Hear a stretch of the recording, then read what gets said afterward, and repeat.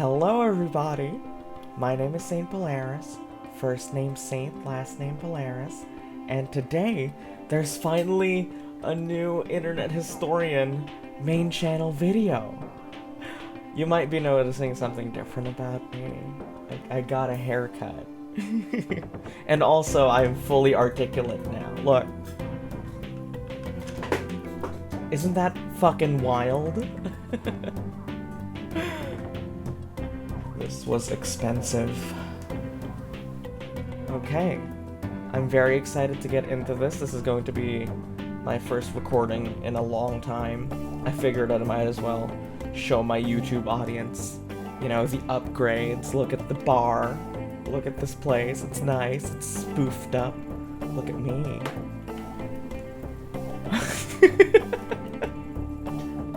Okay, so very excited for this. I have a little bit of an idea about what this is about. I think I saw a YouTube short about it on stream. So we're gonna get into this. And this is an hour long, by the way, so fucking strap in, y'all. Here we go.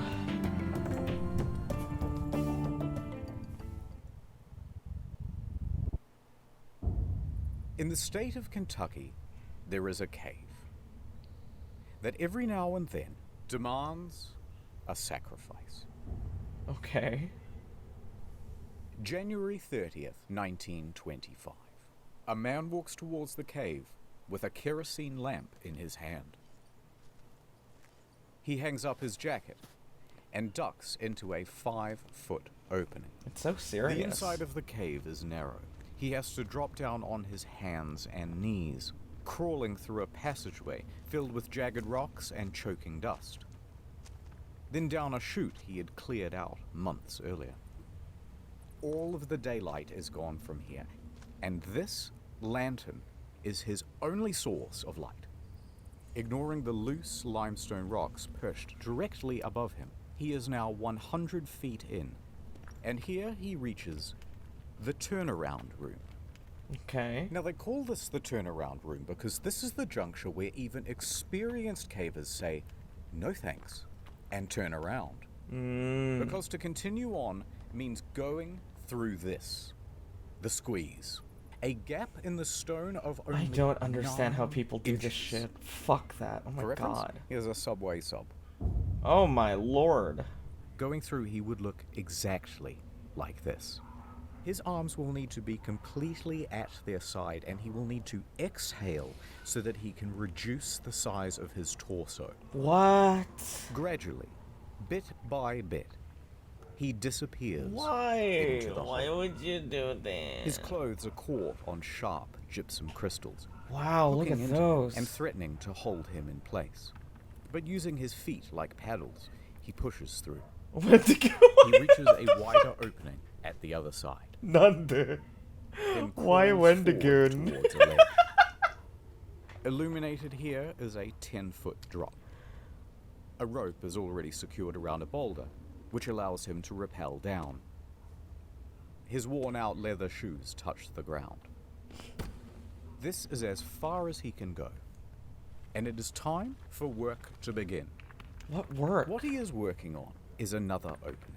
At the moment, it's too small for anyone to fit through, but he will chip away at it until he can shove He's himself right fucking through insane. the other side. Because on the other side is this. A magnificent and otherworldly cave structure that will be irresistible to tourists. Every day for months, he has Tourists been who have to removing go rocks into from the this crevice. squeeze? He has to find like a him, new path. This is all just routine. So he eases further into the gap. Carefully, he contorts his body through. Rocks compress the sides of his torso, so close that his arms are pinned to the side of his body. He once again paddles his feet to inch down. Then, about halfway, So he dumb. stops. The lantern. It's starting to dim. He will need to go all the way back to the surface to refuel the thing. He sighs. He slowly shuffles back out, pushing the lantern with his shoulder. Then, oh no. Dim, crack, darkness. He has knocked over the lamp, Fuck. and it has broken. Now, the man didn't panic.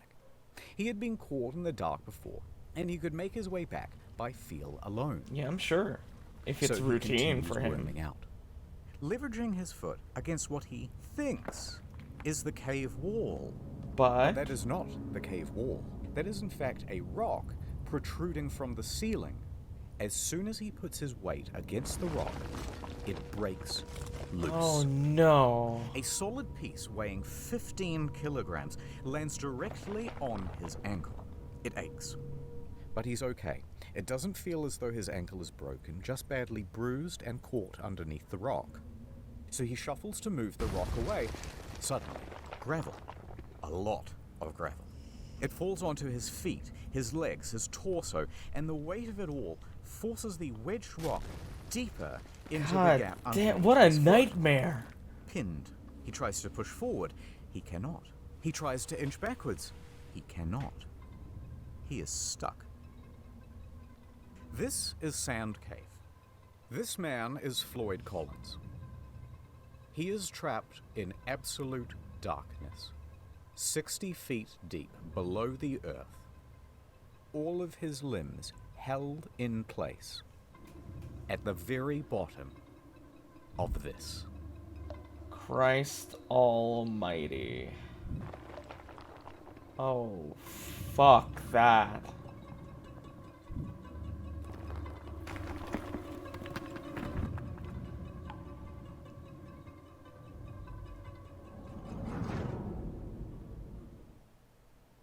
But before I tell you what happens next, Ad time. ad time. Speaking of people trapped in a cave, World of Tanks. World of Tanks is not only the best game I have ever God played, damn. it is the only game I have ever played. It's like Cars, but So Picture this, serious, you're a and then- T-3485M, and you've just joined the battle because some Cromwell B tank-bagged your entire family. Unbelievable. It's time for revenge. You must use strategy. You must use stealth. You must use your wits to defeat your enemies. Use long range or short range. It's available on console, but I want you to get it on PC. Imagine a world war, but there are tanks involved this time. Yeah, now you get it. When you've seen as many messed up tanks as I have, you get a little cynical about the world. My God, I'm gonna be sick. Look at all the different tanks. You can collectivize At least and customize 5. them all. Massive battles where you can constantly team kill and ruin other people's good time. What the f***? I'm on your f***! Did I mention it's historically accurate? Especially the Japanese Rolex tanks. Ooh, look, the tanks are kissing. Progressive. Use the invite code TANKMANIA and get the Excelsior. 250 Tankmania? Other stuff. Go to the link in the description and use the invite code TANKMANIA. Here's what you do. Get World of Tanks. Put that on one screen.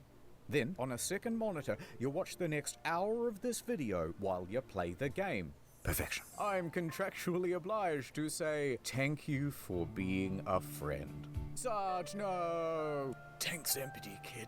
Go on without me. No, use your repair consumable. It's too late, kid. Tank care of my family. Stop. No. Get it. Add. Collins is still in the dark. Serious unable time. to move. His left arm was pinned underneath his torso, his right wedged by the rock ceiling above. Beneath him, sharp crystal shards dug into Oh, his skin. fuck Ice that. traced across the ceiling and dripped down directly onto his face, pooling underneath him. The water was a consistent 54 Did Wendigoon send him degrees. these pictures? Floyd tried to breathe calmly in the concentrated dark. When he did attempt to shuffle, more gravel and rocks would tumble from above and pile onto his feet, Oh, so nothing no. would work. He clawed at the cave walls till his fingertips were bloody, and he realized that there was only Ew. one option left. Call out for help. Yeah. But wait. Who is Floyd, and why did he even go into a dangerous cave? Floyd has been exploring the caves of Kentucky since he was merely 6 years old. And as he grew up, he gained a reputation for being a very daring caver. He would dive Clearly. into some hole on one side of town and emerge miles away on someone else's property. Sup? He grew up and he became What? That was embroiled him! in the He- Kentucky cave. That was his wars. voice! Now, there's way too much to go into here, but the summary version is there's this huge network of interconnected caves called Mammoth Caves. It's actually the I am largest familiar cave with system Mammoth in Cave. the world. And there's Yeah. a city right in the middle of it. Cave City. Real name. So, Creative. of course, there are dozens of cave entrances on private property all over the place. Okay. Now, farmland in this region has very poor soil, and things do not grow well here. So, cave tourism as a source of income quickly became the prominent thing. However, a problem. There are a very large number of caves, but there are only a limited number of tourists. So competition rapidly escalated. Visit my cave. No. I Visit see. my cave. Big signs were erected saying, tourists, come to me. Mine is definitely open. Mine is the best. But then competitors would respond by saying, hey, by the way, we're open, but don't go to that one over there. It's really shitty. In fact, it's dangerous. This kept going further. By the end, they were blocking off the trail to each other's property, beating each other in the streets. Oh my and God. hiring people called cappers, who would dress up as policemen. And Cappers. tell tourists, no, you can't go in there. That one? No, it's illegal. Despite the fierce competition, Floyd found a cave on his property and he started advertising it to tourists. Of course, very few came.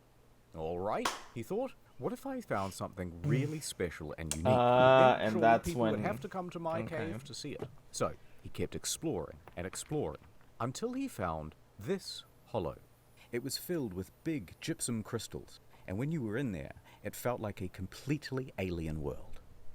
But it was barely accessible. This small tunnel is the only way in. He would need to dig for months to open it up to tourists, but he knew he could do it.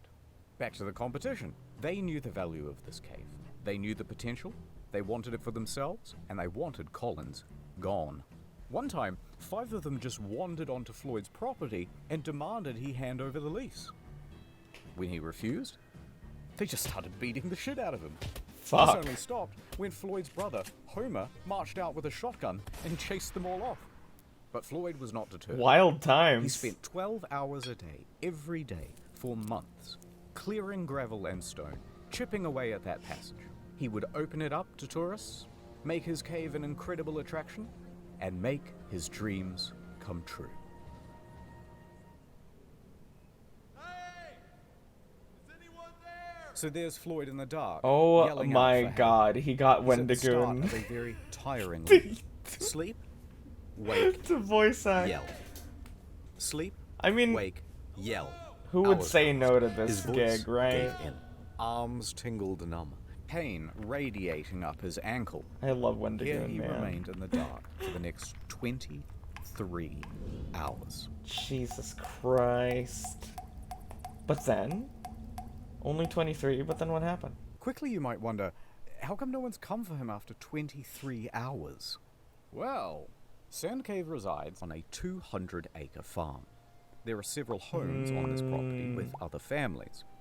One of them, of course, is Colin's house, where Floyd's father, Lee, resides. Now, Lee and Floyd constantly get into fights about how to run things. Lee wants his son to concentrate on farming, and Floyd wants to concentrate on cave tourism. Arguments would often get heated. And Lee was also a bit of a drunk. It was doubtful that he would even notice if his son Floyd was missing. Also not helping things, Floyd regularly lodged at 2 other homes on the farm.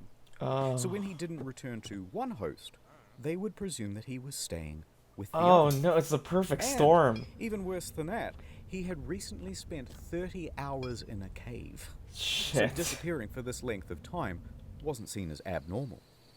Regardless, around the 23-hour mark, a few locals started to suspect that, hey, something might be wrong, and they went to check up on him.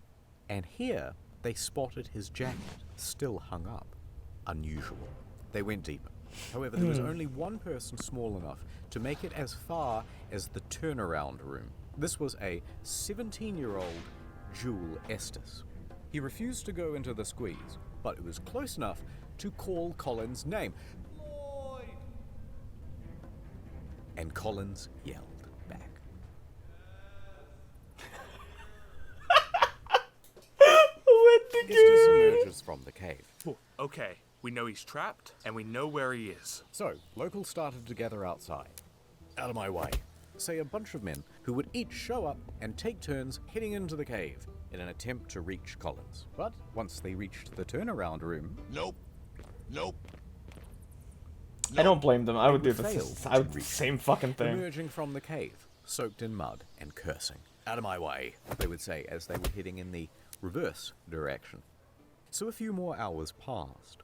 Word would spread around town. Dozens of locals from Cave City started to gather outside. No, this is a game. Oh. Over in Louisville, Floyd's 22-year-old brother, Homer, he gets a phone call. Hello?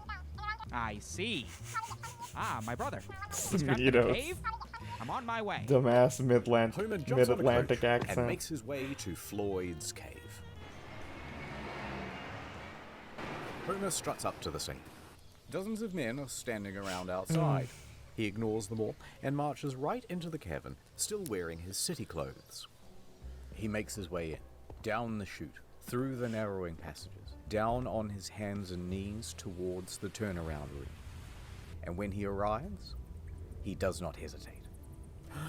He squeezes into the hole, scrambles his way through God to the damn, ledge on dude. the other side. He sees Floyd below and slides down to meet him. Floyd! Sup? Probably wasn't that casual. Oh, thank God you're here. Homer took a moment to shine his light around the area and assess the situation. It was not good. This rock formation is going to prove almost impossible to work around. Alright, so let's have a look. Floyd is here. The rock is here, pinning his ankle. He's Jesus surrounded by rubble, Christ. and there's a pocket of gravel above him. Oh, are you ready to kidding me? fall. However, because this opening is so small, there are only two viable ways of reaching Floyd and that gravel. Okay. Option 1, the most obvious, feet first. But if you do this, you have to kind of squat, and your own torso obstructs access to the rubble. Otherwise, option 2, come down head first. That will give you better access, but you're trying to move hundreds of pounds of gravel upside down. Worse yet, there's barely an inch around Collins on either side, so good luck getting your arm down near Floyd's ankle to actually free him from the wedged rock. Homer calls back to the less daring rescuers standing behind him. Quickly! Some food and drink! They send it through. He hand feeds his brother a pint of coffee and a total of 9 sausage sandwiches. Rock and Feeling roll. better? Much better. Then, Homer went to task. He began removing rocks and gravel, tiny scoop at a time, with the help of an old syrup can. Wow, look at that. I wonder if they got him out. For the next 8 hours he toiled, first with hands, then, once enough was cleared, using a crowbar to scoop behind his brother, scraping away sharp protrusions as he went. It was slow progress. Virtually futile. As soon as he removed one rock or scoop of gravel, another would tumble from above fucking and land in sucks. the new absence. And it was exhausting work. By sunrise, Homer's arms and back were knackered. His lungs burned. He was losing hope.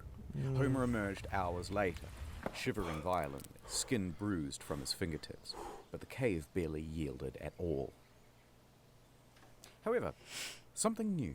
By the time Homer reached outside, he was greeted by a sea of approximately 100 men and women standing around, drinking, squabbling, and talking big game about how they too were going to save Floyd.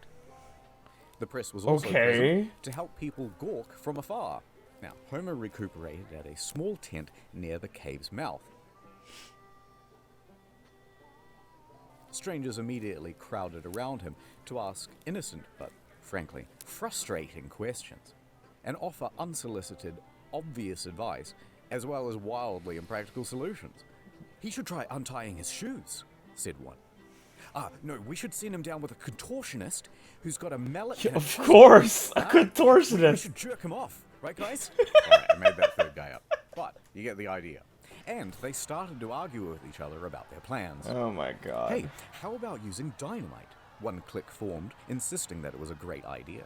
And another saying, no, the explosion will kill him, and the weight of the new rocks will surely crush him. They fought for a while until they started arguing about gas torches, which will cook him or asphyxiate him, or the gas will poison him. But by far the most common suggestion, of course, was amputation. Never mind that the foot itself was unreachable, and never mind what the blood loss and shock would do to Floyd's weakened body, and never minding even more that Floyd was strongly reluctant to the idea.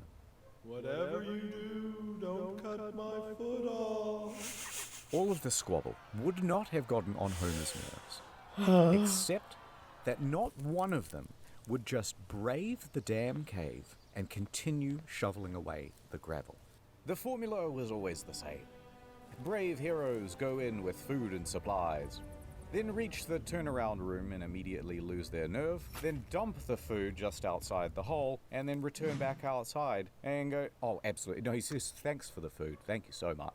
Yum, yum. No one would go through that squeeze. Dozens more men would try. All of them would fail. Fucking hell. Oh my god, you can see when I'm February checking my 2nd, phone. 9 a.m. So far, Homer has been the only person to have reached Floyd. And that would continue to be true until here we are at the Louisville Courier. There's a spirited young newshawk named William Miller. He's talking to his boss, and he's trying to convince him that it's a great idea for him to cover the story of the man trapped in the cave. Listen up, boss. I'm hearing talk of a man in a cave. He's stuck down there, and I want to get down there, too. Get to the nitty-gritty, you hear? This is an opportunity for some good PR, Miller. I'm in. But I want us to sponsor that rescue. Picture this. Man saved from cave by Louisville Courier, the finest newspaper in the state. That'll drum up plenty of business. 24-carat idea, boss. I'll make it happen. I'll get down there toot sweet. So off Miller goes to Floyd's cave. Back over at the cave, Homer is sitting outside trying to recuperate as Miller wanders up. He glares at the man in his city clothes and answers every question with either a grunt or a one-word answer. Yeah. Sure. Finally, he gestures to Sand Cave. Listen, you want more information? The hole's right behind me. Why don't you go take a look yourself?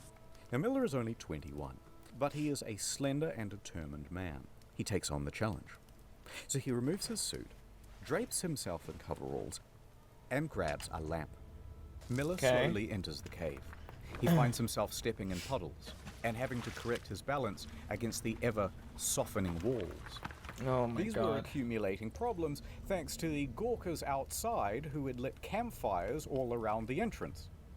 That caused snowmelt, and the stable environment of the cave is starting to shift. Interesting. But I Miller didn't makes know it that. further than most.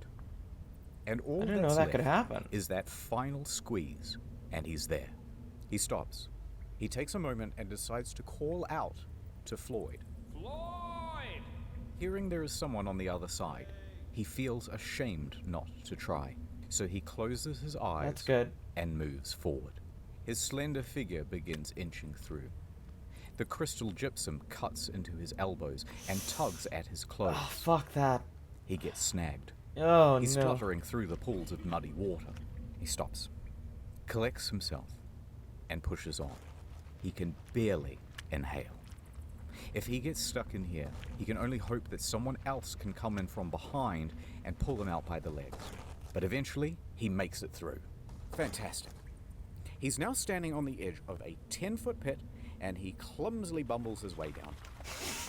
He sat right next to Floyd, ready to interview him. Are you But serious? Floyd didn't really answer any of his questions. I In bet. fact, he was incoherent. At the moment, he is sitting in a pool of water that is 12 degrees, slowly sapping his body temperature. He is dying from exposure. The cold is diminishing Floyd's mental faculties, and he can barely make sentences. So Miller took a few mental notes, and he left. He worked his way back through the squeeze, past the turnaround room, and out into the daylight. He is covered in mud and scratches and numb head to toe. And when Homer saw, his hope reignited. Someone else had made it to Floyd. You and me. Together, we can get Floyd out of there. Oh my god, If 75 Miller hadn't gone hours. to that cave, there's a good chance that Floyd's story would have remained an obscure footnote in the back pages. But the interviews and first-person accounts gave the audience a glimpse of something real.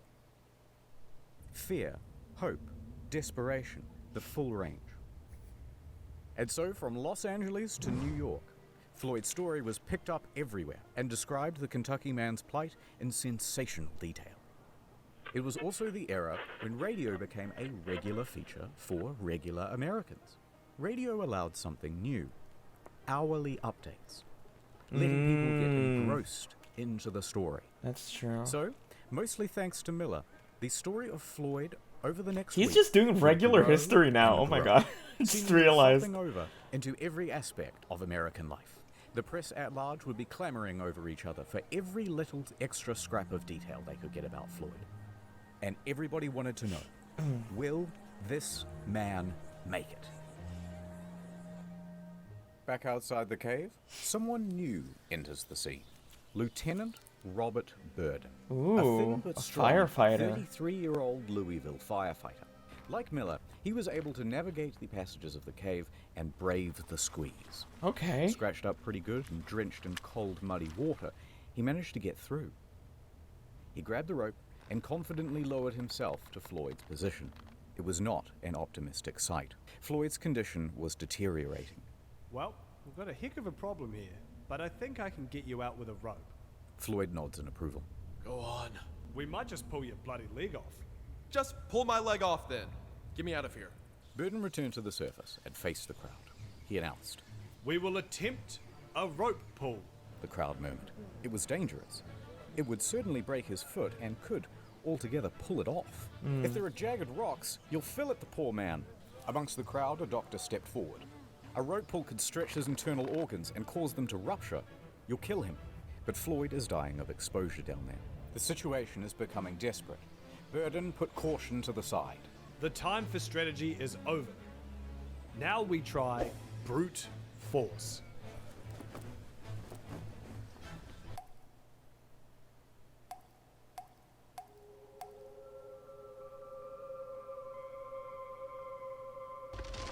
Oh my god. Fuck. Freaked me out.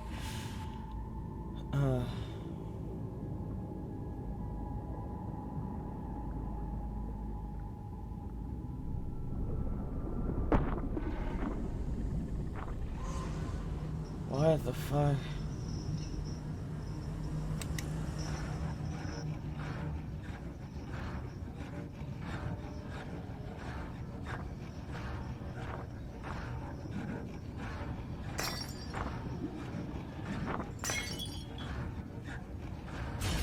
Floyd, we're here. Fuck. We're gonna get you out of here.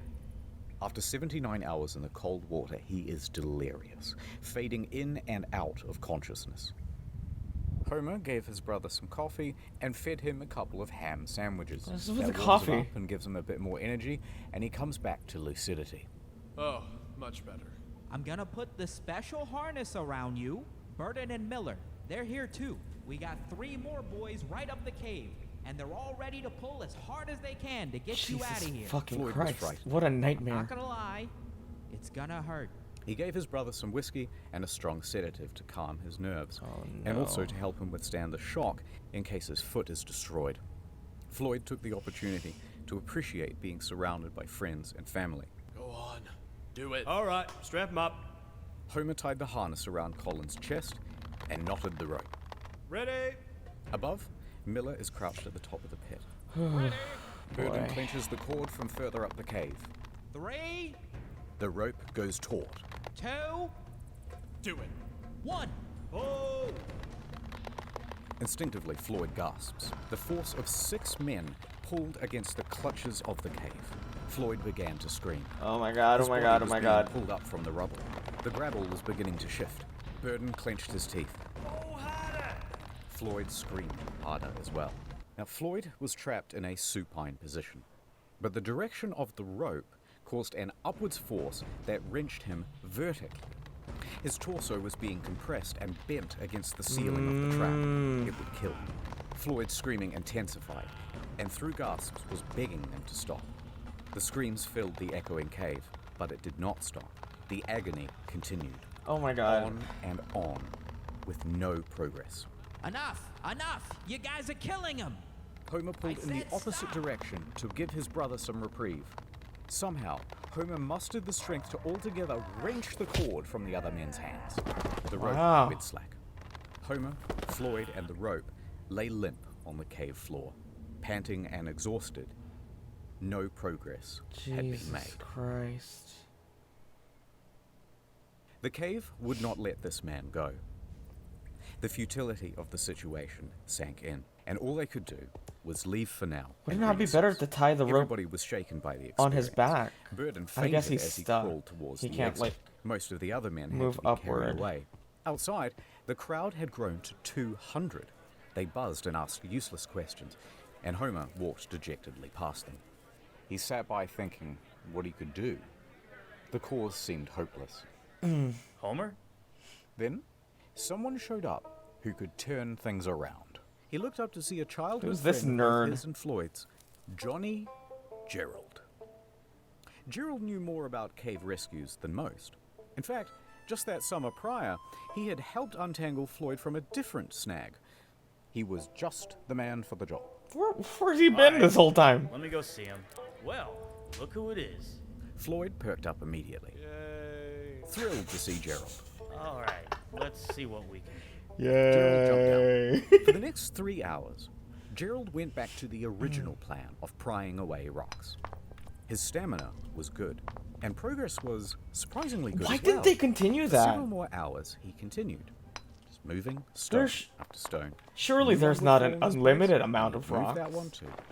By midnight, he had enough room to shift position and clear some of the gravel that was at each side of Floyd's There body. you go. Gerald would spend several more hours scooping. Why didn't the brother do that? Why did they just stop doing that? He could have just kept at it. That's true. And it worked. For the first time, Floyd's torso was now available. Then his hips, his upper thigh. Oh my For God. the first time in over 90 hours, Floyd was able to wiggle his arms, his hips, and even that trapped right leg, though it was very painful to do. In that one session, Gerald managed to move a half-ton of rock. What? But there was still a lot more to go. And that rock by his foot was still holding him in place. By 2 a.m., Gerald was spent. He needed rest. And he was ready to head back outside. They should have been taking shifts doing You're this. gonna be a free man. If he's still alive tomorrow. Now here you might think that things will become straightforward. They did not. Now that that space had been cleared, Burden became convinced that if he could get down that passage again, he could free Floyd with another rope pull. No, Fate no, deciding no. with both feet or just one. But when Burden tried to enter the cave again, he was sternly rebuffed by the locals. They were playing gatekeeper. They had been specifically instructed to not let anyone in, and they were especially opposed to Burden making another rope pull after word spread about the disaster of the first attempt. He tried to reason with them. Let me try the rope pull again. It'll work this time. They wouldn't let up. Instead, they shouted obscenities and shoved him in the other direction. Meanwhile, Gerald and Homer are incapacitated with exhaustion, and Miller was busy filing some paperwork for the Louisville Courier. Nobody else had the ability or the authority to take action, so Floyd spent all of that morning alone. Hello? Is anyone there? Help? Hey! Anyone out there? Word spread about Floyd. Miller's reporting had been picked up by the AP Newswire, and they distributed it amongst their hundreds of partnered newspapers. For Miller, it would be the biggest moment of his career. But he didn't stop to pay it mind. He spent the day hatching a rescue plan. Miller descended into the cave and set to work. When he entered, he found that the team before him had strung light bulbs all through the cavern, That's good. leading all the way down to Floyd. Very Oh. handy. Yeah. A bulb was also put around Floyd's neck to keep him warm and make sure that he was never again That's left in the okay. dark. That's neat. Miller popped down to Floyd. Ah, Floyd, fancy seeing you here, buddy. Reusing that syrup tin, he started offloading gravel into buckets. Those buckets were then passed up and down the cavern. And so it went on for the next 2 hours. Miller stopped for a break. He took some bread, milk, and whiskey, and sharing it with Floyd, they started to get to talking. Floyd had been in that cave for over 100 hours now, and seeing everyone working together, Floyd was overcome with a sense of hope and relief. And so he began spilling his heart out to Miller. Here is what he is quoted in the newspaper. I believed I would go to heaven. I can feel that I'm to be taken out alive and with both my feet. I kept thinking, what would happen if the rock above me would fall? It caused me to shudder. I kept thinking to drive my mind to something else, but it wasn't much use. I couldn't do much to help those who came to help me, but I knew that a lot of people were willing to do all in their power. It gave me courage. Tuesday morning, I thought to myself, 4 days down here, and no nearer freedom than I was on the first day. How will it end? Will I get out? I couldn't think of it. I have faced death before. It doesn't frighten me, but it is so long. Tell them I am not going to give up. Tell them I'm going to fight and be patient and never forget them. Meanwhile, Floyd's story kept growing. Pedestrians would gather around corner store windows to read the latest bulletins. The press began using giant typefaces, commonly only reserved for declarations of war. Churches in all of the nearby counties were holding services for Floyd. Theaters even interrupted their shows to update the audience. Now, at the time, President Coolidge was in charge, and his Secretary of Commerce never heard was of a President geologist, Coolidge. Herbert Hoover. Now, Mr. Hoover I've heard followed of the that story guy. very closely, and so it was likely that the president did I'm not too. American, by the way. Even Congress paused session to ask about the latest news from Sand Cave. By the end, the Floyd Collins incident would explode into the third largest non-political story between World War I and World The War II. Lindenberg flight, All of this Lindenberg excitement baby. brought an inundation of people to Cave City. Old population, 690. Yawn. New population, Wow. 10,000. Fuck. Hotels ran out of food. Residents turned their homes into makeshift hotels, charging sizable premiums to let people nap in their bathtubs. The banks quickly ran out of on-hand cash, and 4,500 automobiles impatiently sat backed up for 2 miles from 20 different states. What were they gonna to drive do? onto the Collins farm and turn their pristine green pastures into swampy parking lots. Deep below all those tourists, there's Miller, trying to free Floyd. Alright, a little bit of setup. Floyd, Miller, some remaining rubble, rock. For anyone to lift the rock by hand would be impossible because Floyd's body obstructs the hole. Miller grabs a crowbar and shoves it through the gap. Now he's going to lever it off Floyd's foot. Okay. The crowbar is now wedged against the rock. Next, he takes a jack. He positions it on top of the crowbar so that it will Right. be forced against the ceiling. However, problem. That jack is too big. It doesn't fit. Miller yells up the tunnel for a smaller one, but this took some time. And when it arrived, too small, won't reach the ceiling. Are you So serious? instead of sending for another one, Miller takes 2 blocks of Yeah, wood that's better. and bolsters them underneath the crowbar. Right, so the crowbar now sits higher, it fulcrums against the blocks, and the jack is sitting on top. All Miller has to do is expand the jack, which he will do using this spanner, holding it at the very tips of his Oh my fingers. god, look at Sounds this. easy. It's not. But that's the plan. Let's get him out of there.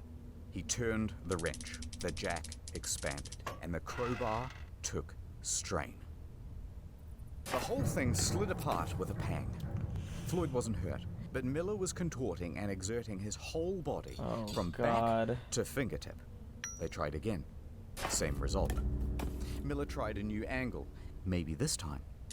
The jack pressed. The tension increased. Oh! And this time, the rock moved. It fucking moved. With each turn, the stone shifted a little more. Miller's hands shook with adrenaline. His face and body Oh my god, dripped I with would be sweat. fucking dripping, bro.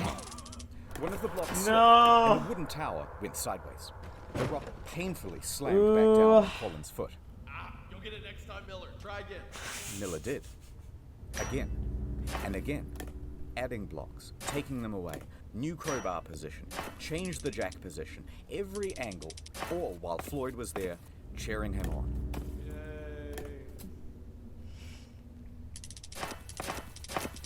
For the next 4 hours he tried. No progress. Miller was exhausted. He couldn't do this on his own, but he was the only one slim enough to get in through the gap. The group decided to concede for now and return to the surface. They would take just a small break, but it looked to everyone like there was a clear way to get this man out. So Miller and Burden crawled back through the mud and the wines of the cave. As they made their way through, the cave was visibly sagging. The ceiling seemed lower. Parts were harder to navigate than before, especially now with their bruised and purple hands. But they made it outside to the fresh, early morning. Oh no, that's a really bad here's sign. Where they're greeted with a new sight. Dozens of soldiers. The National Guard had arrived. What would they In do? addition to the National Guard, a new figure was joining the story. Henry Carmichael. Now, Carmichael was the general superintendent of the Kentucky Rock Asphalt Company. He had been on site since Tuesday, and he was appalled at how primitive the rescue attempts had been. Shortly after Miller and Co. had exited, Carmichael sent 2 men into Sand Cave to assess the structure's stability. They soon came back with a report. It was not good. Near the final squeeze, large cracks had formed. The ceiling was beginning to droop. Oh my god. Fuck that. Right, so the following is a recounting of events from one of Carmichael's men, Casey Jones. Casey and another worker spent about an hour in the cave, surveying its condition, looking at the boards, the ceiling, the stability of the walls. He continued deeper towards Floyd. He was fighting against his nerves. The shifting of the rock pinged his every instinct to flee. But he heard Collins moaning ahead, so he pushed himself on. He managed to make it through the squeeze and he arrived at the 10-foot pit. Seeing Floyd trapped, he tried to ignore the pebbles that were tumbling behind him. Oh no. Come down. I can't right now, Floyd, but I will when I get back. Behind Casey, his partner is begging to leave. Below Casey, Collins is pleading for help. Please, I'm so thirsty. Okay. Casey slid headfirst into the pit and hastily ladled Floyd some coffee. But Floyd rejected it. No. Rumbling intensified from above, and in that moment, Casey realized that this was not a plea for sustenance. Floyd knew that a cave-in was inevitable. Scared and approaching his 5th day trapped, he was completely at his wit's end. He knew he was about to be trapped in that cave, and he didn't want to be trapped alone. For God's sake, Casey, come on. What? Stay with me, please. Don't leave. Casey looked into Colin's eyes, set the coffee down, and pulled himself out of the pit. He wiggled underneath the sagging ceiling and crawled towards the turnaround room as fast as his limbs could scramble against the cave walls. He looked back to see the passage closing like a maw. Reflections from the bulb shining around Floyd's neck were no longer visible. Hell, dude. Instead, just sobs could be heard, muffled from behind the rocks.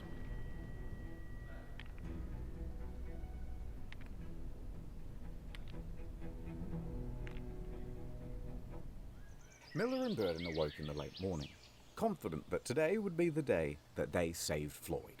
They had some new equipment too. Some wire to wrap around the wooden blocks to prevent them from slipping. And they changed their mind about that acetylene torch. They'll use it to burn away 2 rocks that had previously blocked their way.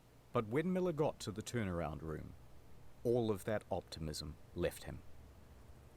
The entrance to the squeeze was now just a pile of debris. Miller froze, staring at it for a long while. Then he sighed and did the only thing he could think: attempt to move some of the stones. But each adjustment led to more rocks just tumbling down and landing in that space. He persisted until... crash. A large chunk of clay landed onto his Oh feet. my god. Recognizing the danger, Miller returned to the surface. 15 minutes later, he emerged from the cave with a bloodied up nose and bruises down his back and shoulders. Burden caught sight and races over to him. Miller just says, "For God's sake, just don't let Homer or anyone else back in there." Now, he didn't actually need to worry about Homer going back in there because he was sidelined with illness. Oh. But he did, So that's however, where he's been. need to worry about Gerald because he was furious. Gerald had warned everyone that putting dozens of people in Sand Cave would cause a collapse. It certainly did. The rest of that day would be wasted as men threw blame around and screamed at each other about how to handle the cave-in. And Floyd spent the rest of that day alone.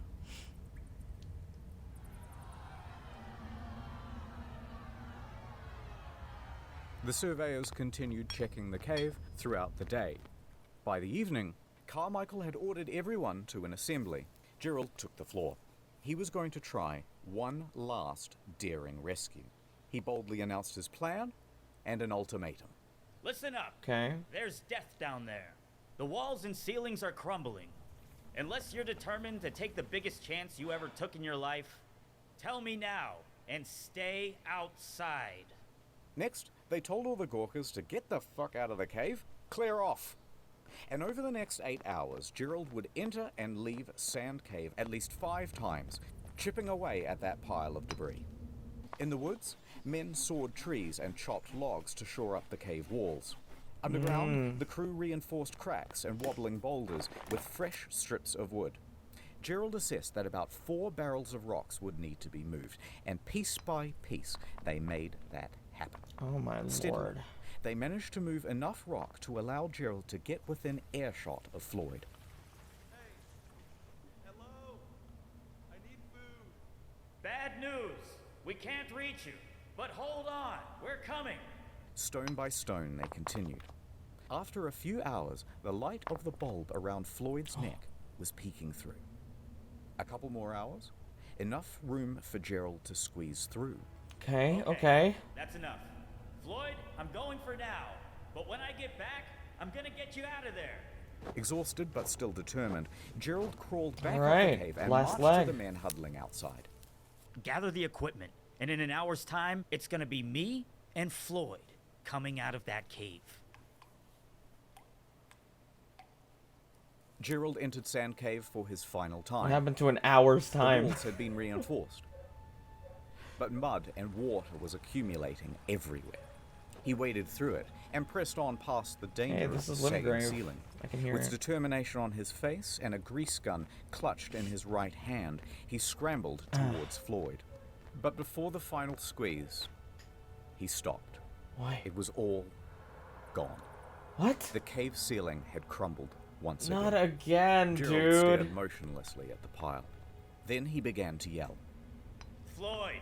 A rock disconnected from the ceiling and tumbled onto Gerald's head. Luckily, just a small one. He rubbed his scalp and called out again. Floyd! This time, a moan. It rumbled from the other side. Fearing that his friend was slipping out of consciousness, Gerald willed himself against the cave, launching the debris behind him with force. He ignored the pain from being struck on the head and clawed at the stone pile. He carried on this way for several minutes, until a sharp, heavy rock dropped from the ceiling No, and landed squarely dude. on his back. Fuck. No more than 15 minutes later, Gerald returned to the surface, defeated.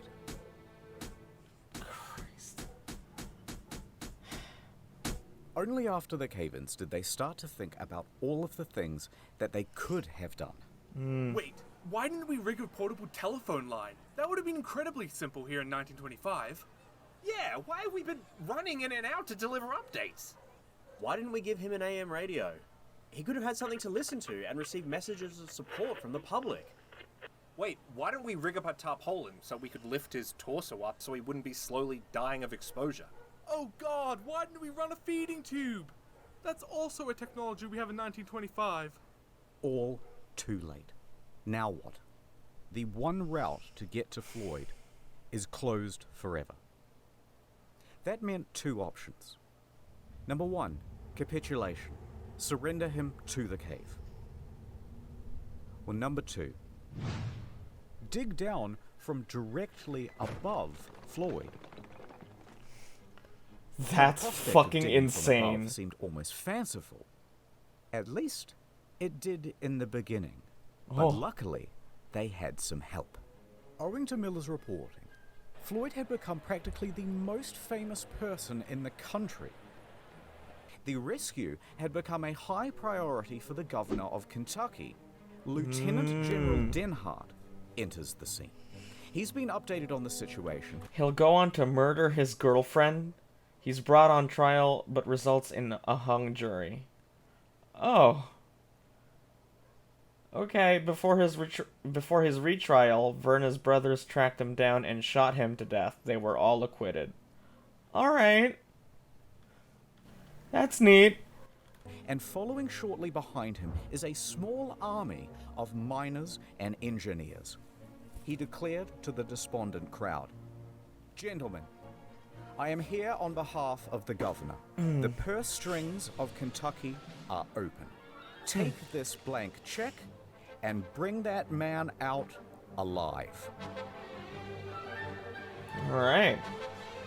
Floyd, in that cold, wet confine, could not have imagined the scale of the operation that was going on 55 feet above him. Authorities assumed control of Colin's rescue. Denhart gave Henry Carmichael the lead to dig, and Carmichael raced to get to work. He enlisted his employees, his fleet of expensive high-tech machinery. Professional groups were brought in from all across the state. Local townspeople were Saw mostly that creeper. excluded. And for the first time since Collins had been trapped, work was now about to go ahead in a systematic manner. Everyone knew the plan. Good, Everyone good. had something to do, and everyone was working fast. God, that's what they needed from the start.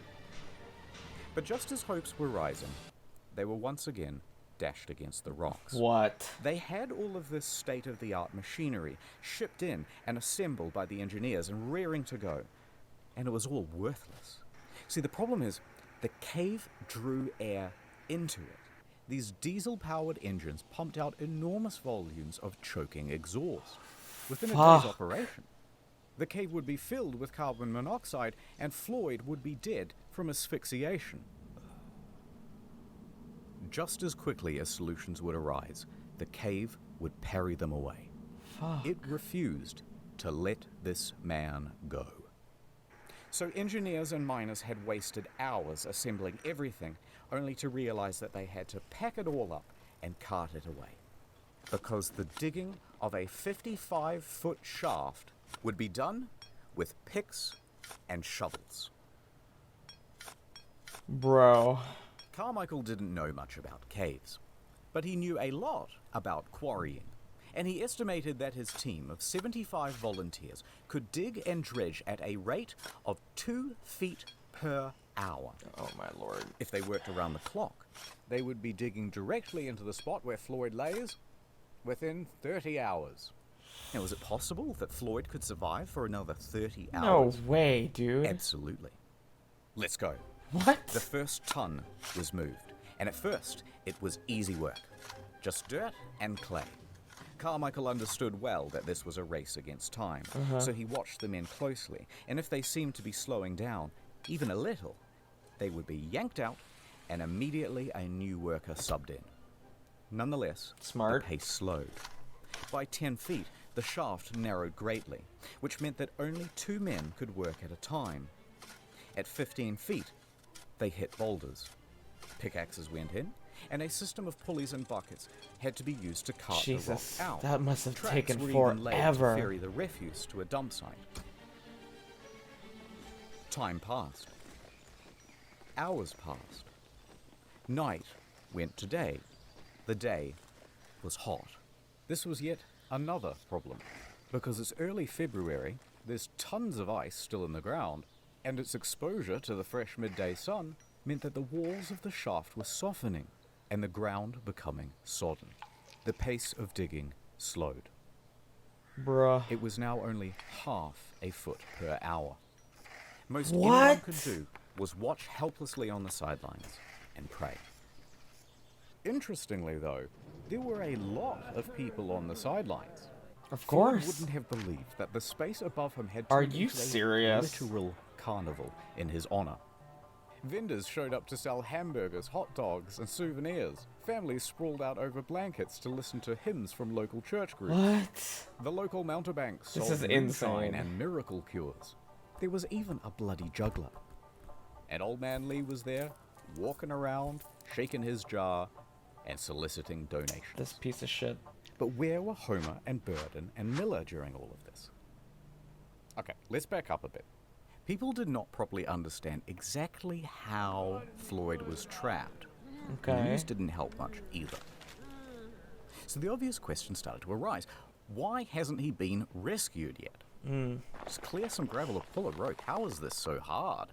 Motive was attributed. I heard they didn't even want to have him rescued at all. I heard that they're doing all of this for publicity. And Lee's activity of soliciting donations, remember from before, further inflamed rumors. I bet Floyd isn't even trapped in there. These were all real rumors, and they got worse. You know what? I've heard he comes out at night, and then he just goes back in the morning. Other rumors included, I heard that after Floyd went into the cave, someone murdered him. others said, I think they're withholding food and water from him so he dies. This whole thing is a fraud. As time went on, it was harder and harder to ignore the hoax claims. Then, people started to form righteous mobs, claiming the whole thing was a fraud, and they started to get nasty. In fact, 2 people even went to the telegraph office and pretended to be Floyd, sending telegrams to his mother. What? Here's what it said. Quote, "Please contradict statements that I am buried alive in Sand Cave. Stop. Tell mother I am all right. Stop. Am coming home. Stop. Floyd Collins."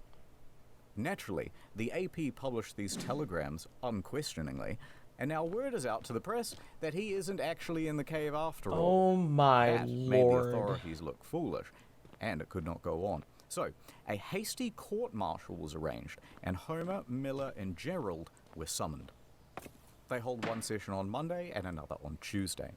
Lee and everyone else is cleared of charges, a retraction is written, and things carry on. Okay, thank God. Thank God that didn't go anywhere. Oh my God. Generators rumbled. Pumps churned out water. Men continued working in shifts and carrying away Hour the earth. 228. Here they are with strips of lumber to shore up the walls. They were only 25 feet down. Oh my the God. pace had slowed to 4 inches per hour. What? In their desperation, they resorted to dynamite. But this did little to the boulders. Really?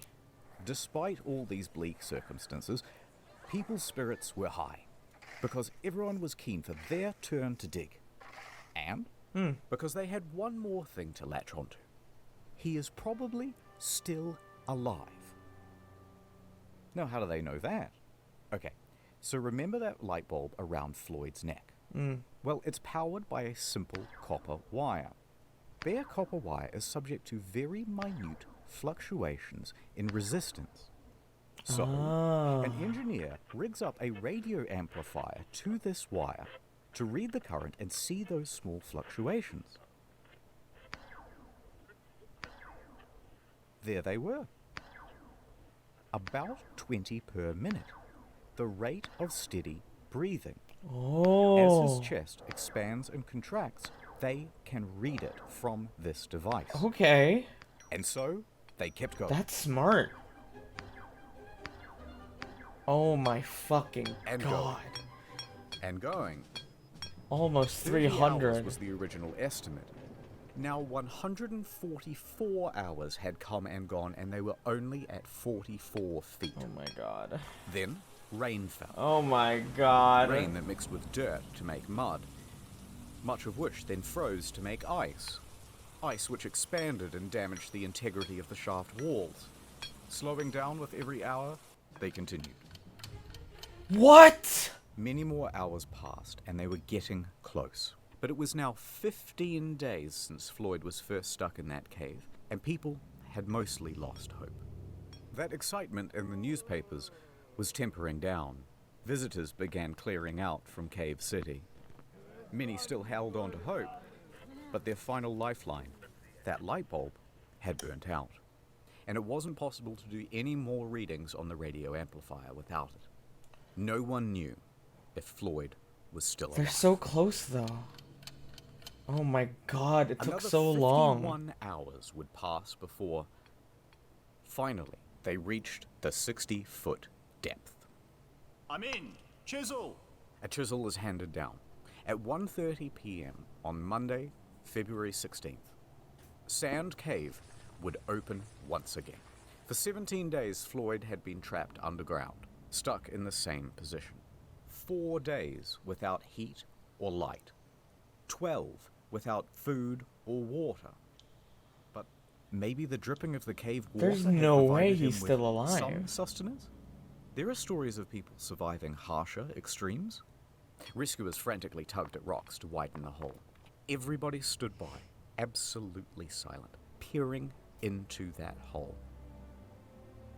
Ed flashed his light into the gap, then No eased himself fucking in. way. Brenner aimed his light around the room, and then, finally, at Floyd. The first thing he saw was a golden shimmer. It was not the light bulb. It was the reflection of Floyd's tooth. His mouth hung open. Oh shit. He was dead. Brenner was helped out of the cave, and he delivered the news. Dead.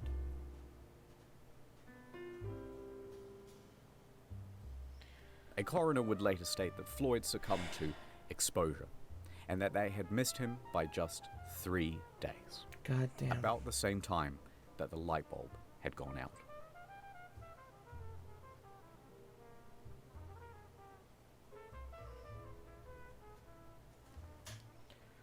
But what would they do now with the body? The shaft walls were ready to fall inwards, and risking lives to remove a corpse was seen as just irresponsible. So the following morning, officials made a decision. Floyd would be entombed where he lay. The cave would keep its victim. Damn. Now, this did not sit well with the family, but what could they do? The next day, they planned the funeral. The town emptied of people, and the shaft with Floyd at the bottom was refilled with soil. But that's not quite the end of the story. But if you hung on for this long, keep holding on, because things are going to continue to get interesting. But What? first, let me do a wrap-up of where everyone is and all that stuff. Context. The Collins family already had financial hardship. Locals saw Old Man Lee scouring the rescue site for glass bottles. But the owner of the land, B. Doyle, and supposed friend of Floyd, was wholly unsympathetic. Friend? He erected a sign on the highway which said, 200 yards away, the body of Floyd Collins is imprisoned in Sand Cave. Then he began charging tourists 50 cents apiece for the opportunity to gander into the hole. What? 100 years later, B's dead. Let's call it even. Also, remember those claims of Kentucky being an open purse? Well, the state reneged on the deal. They refused to pay many of the rescuers, and most of them went home without any compensation. What? Some of them did make some money out of the situation, though. They lucked into vaudeville gigs and roamed the country, giving their first-person account. Interesting. Miller, however, received an astonishing offer, a $50,000 contract from the Chautauqua Lecture Circuit, equivalent to the better part of $1 million in today's money. He declined. He continued to work at the Louisville Courier-Journal.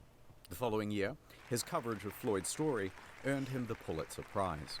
Oh. And the brother, Homer, he needed money and he agreed to do that vaudeville circuit. He stood on stage and regaled the audience about tales of his Oh my brother, their God. childhood, That must have and been the so tragedy. rough.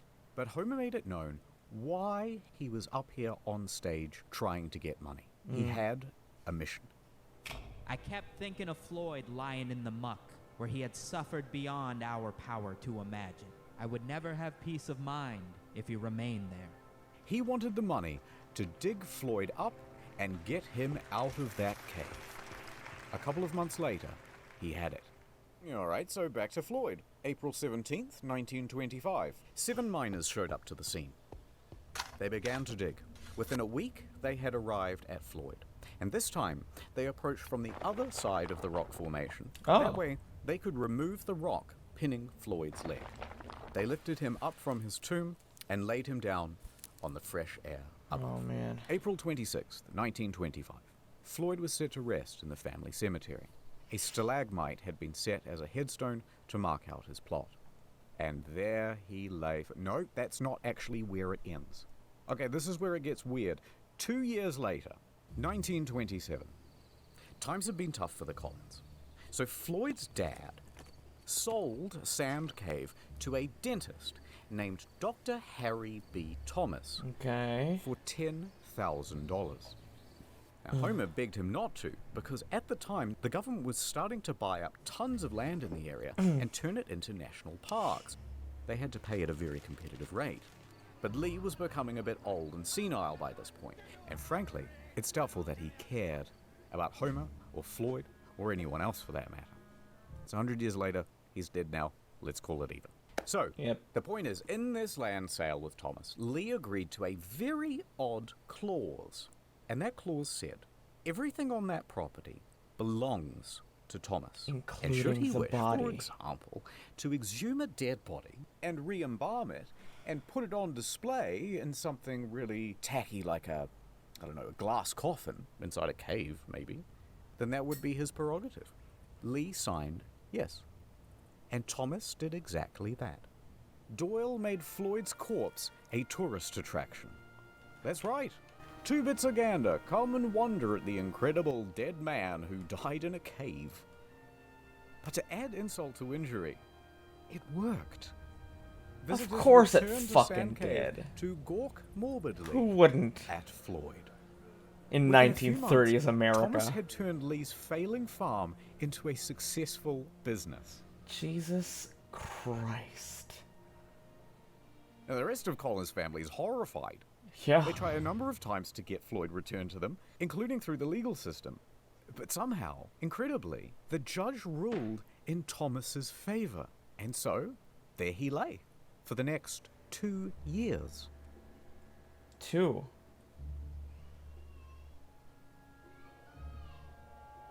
Oh my god, that is The so cave freaky. was not done with Floyd. No fucking way. Until someone hatched a plan. 2 years later, it's midnight, outside Sand Cave. Footsteps can be heard rustling through the brush. Now, we don't know who these 2 men are, but we know why they are here. To rob a grave. They sneak inside and clamber over the rocks in the darkness. Reaching Floyd's casket, they undo the latch and throw open the lid. There is his shriveled body. They throw him in a gunny sack and they race off into the night. For 800 yards they carry dear Floyd, like a couple of sweaty Santas about to deliver a really terrible Christmas present. Panting, out of breath, knowing that they're going to get caught any minute, they reach the Kentucky Green River hillside. There's no time. With a 1, 2, 3, they launch his body towards the river, and Floyd goes sailing into the air. What up, the fuck is happening? into the starlit beyond, and landing in a bush. Oh God. The 2 men flee from the scene. Now, the next morning, What the Thomas fuck? notices that the body of Floyd is somewhat missing, and he contacts the authorities.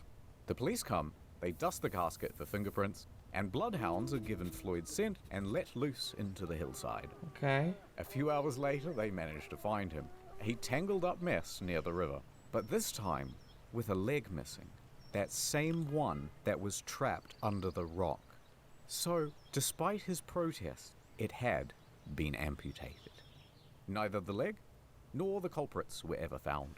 And while it would be nice to think that this was some well-intentioned duo that did this out of the kindness of their hearts to free Floyd, it's much more likely that it was an act of vandalism because Floyd was simply too much of a hot tourist attraction.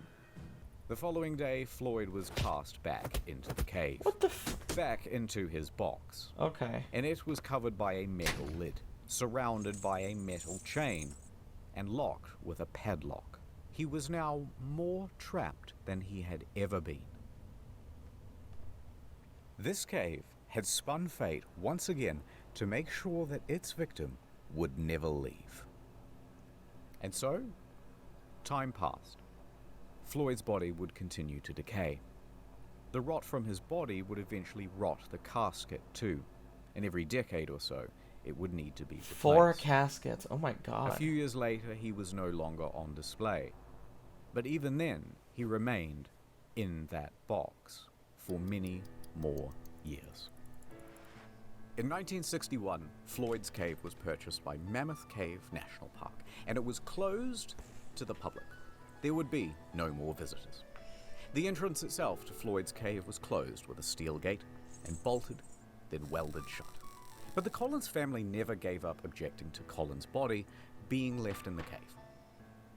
And here is where the story ends. In 1989, at the Collins' request, the National Park Service ventured into Floyd's cave. Continuing on a more than 60-year tradition, a team of people worked over the course of several days to remove him from the cave. Oh my lord. They took him out, left the cave, locked it behind them, and laid Floyd to rest at the Mammoth Cave Baptist Church Cemetery.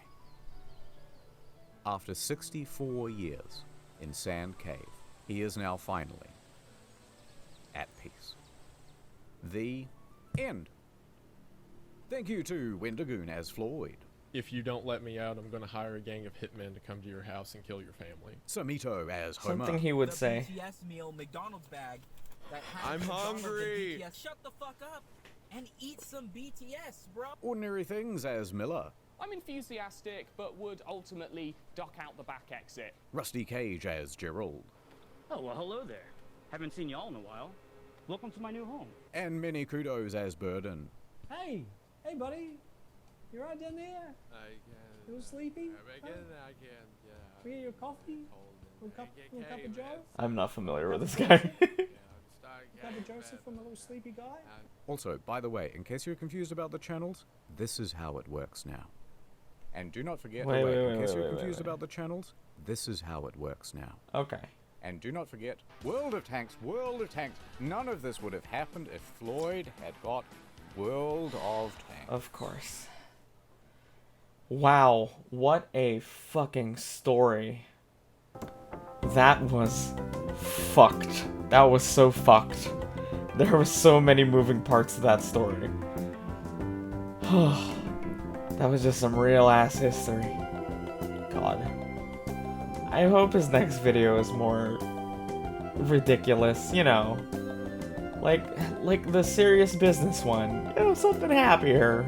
This was just upsetting. But yeah, thank you so much for watching. I stream on Twitch 5 days a week, 40 hours a week. Yeah, I'm a professional. Links to that will be below. Yeah, hope you can pop by and check it out. Maybe drop a follow. We're 200 follows away from 1,000. So that's pretty cool. Yeah, it's good to be back. I'll see you later. Bye-bye.